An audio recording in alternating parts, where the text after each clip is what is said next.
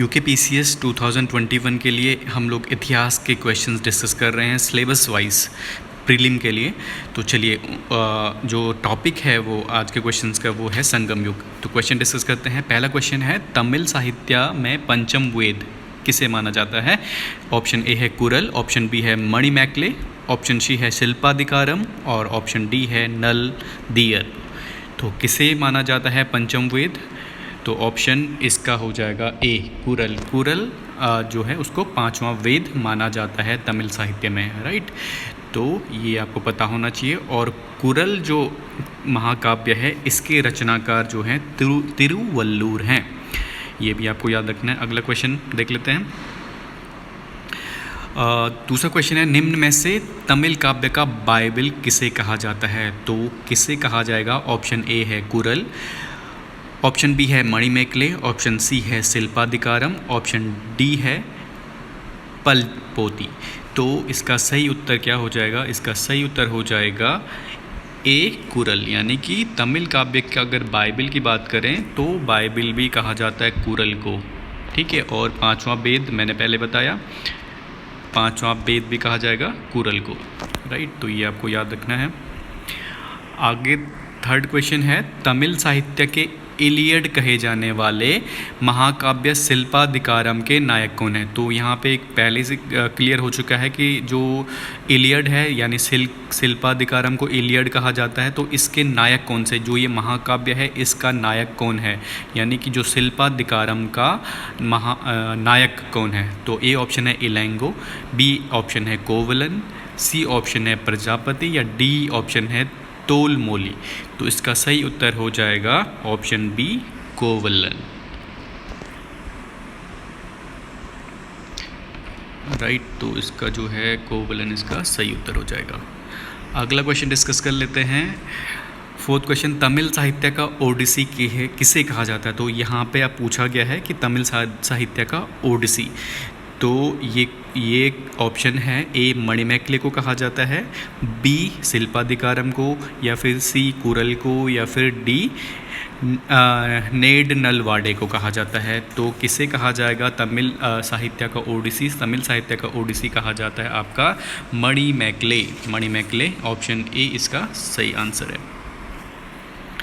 अगला क्वेश्चन है, यहाँ पे सूचियाँ दे रखी हैं तो आपको ये बताना है कि ये जो है करेक्टली मैच्ड कौन सा ऑप्शन है इसमें, ठीक है। तो ये जो एक साइड दे रखी है भूमि के नाम और उस प्रकार की भूमि पे जो व्यवसाय किए जाते हैं उनका संबंध, तो आपको ये बताना है। तो कुरंची हो गया, मुल्लाई हो गया, मरुदम हो गया, नैथल हो गया, ये कुछ जो हैं भूमि हैं, ठीक है। ये संगमकालीन युग में कुछ भूमियों का वर्णन है। तो मैं आपको बता देता हूँ बेसिकली जो है ये जो कुरंची जो भूमि होती थी बड़ी भूमि होती थी। तो बड़ी भूमि में क्या किया जाता, आखेट किया जा सकता है, जंगल वाली भूमि होती थी। दूसरी होती जो मुल्लाई जो भूमि होती थी, मुल्लाई भूमि बेसिकली जो है पशुपालन के लिए बहुत फेमस पशुपालन के लिए प्रयोग की जाती थी। और मरुदम जो भूमि होती थी वो उपजाऊ भूमि होती थी जिस पे हम खेती वगैरह कर सकते थे, जिस पे खेती वगैरह हो सकती थी। तो मरुदम उपजाऊ भूमि के लिए, तो खाद्यान्न उत्पादन सही हो जाएगा। नेथल जो भूमि कही जाती है ना, उसको समुद्रवर्ती जो समुद्र किनारे लगी हुई यानी तटीय जो क्षेत्र होता था वो नेथल हो जाएगा। तो ऑब्वियसली यहाँ पे नेथल है, समुद्रवर्ती भूमि है, तो वहाँ पे मत्स्य पालन या फिर मत्स्य संग्रहण से संबंधित होगा। तो ये जैसे ऑर्डर है वैसे ही इसका आंसर भी हो जाए। कुरंची आखेट संबंधित है, मुल्लाई जो है पशुपालन से संबंधित हो गया, मरुदम जो है खाद्य उत्पादन और नेथल मत्स्य संग्रहण। तो जो है ऑप्शन ए इसका जो है सही उत्तर हो जाएगा, राइट। तो ये हो गया ऑप्शन ए। आगे बढ़ते हैं। नेक्स्ट क्वेश्चन है संगम काल में सर्वाधिक प्रचलित व्यवसाय कौन सा था। ऑप्शन ए है धातु उद्योग, ऑप्शन बी है वस्त्र उद्योग, ऑप्शन सी है मसाला उद्योग या ऑप्शन डी है चमड़ा उद्योग। तो संगम काल में जो प्रचलित व्यवसाय था वो था ऑप्शन बी वस्त्र उद्योग। यहाँ पे बहुत जो है फेमस था उस टाइम पे, बहुत ही चलन में था। तो अगला क्वेश्चन है क्वेश्चन नंबर 7। तोलकपियम किस तरह का ग्रंथ था? तो तोलकपियम जो ग्रंथ है इसके रचनाकार तोलकपियर है। तो ये आपको बताना है, ए ऑप्शन जो है धर्म ग्रंथ था, या फिर बी शास्त्र ग्रंथ था, या सी ऑप्शन छंद ग्रंथ था, या फिर डी व्याकरण ग्रंथ था। तो बहुत पूछा जाता है ये वाला क्वेश्चन, तो ये इसका आंसर है व्याकरण ग्रंथ। तो तोलकपियम जो है व्याकरण ग्रंथ था। अगला क्वेश्चन है, सुमेलित करना है। एक तरफ हैं जो महाकाव्य हैं तमिल साहित्य के, और दूसरी तरफ उनके जो है लेखक रचनाकार जो है, तो इनमें से हमको बताना है कि कौन सा ऑप्शन सुमेलित नहीं है। तो जो मणिमैखले हैं, तो मणिमैखले के रचनाकार तो सीतले सतनार हैं, राइट है। ऑप्शन बी है तोलकपियम, तोलकपियम के रचनाकार हैं तोलकपियर हैं।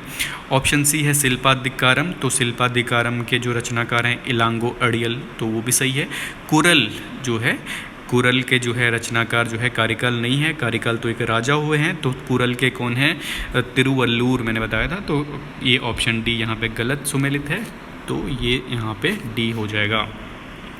अगला क्वेश्चन है, एक मिनट, हाँ,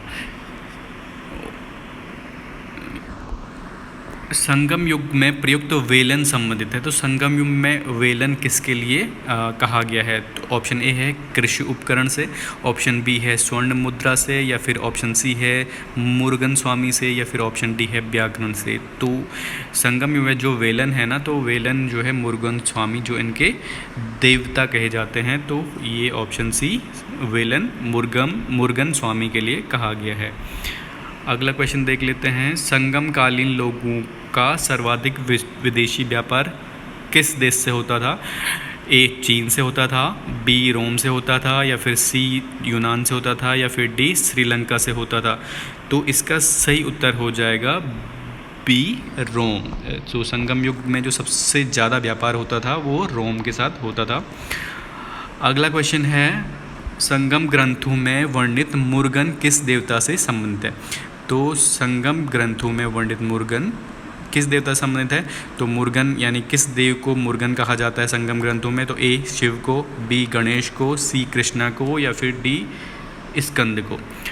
तो ये ऑप्शन डी जो स्कंद है, इनको ही मुरुगन देवता के नाम से जाना जाता है तमिल ग्रंथों में। तो ऑप्शन डी इसका सही उत्तर हो जाएगा, राइट।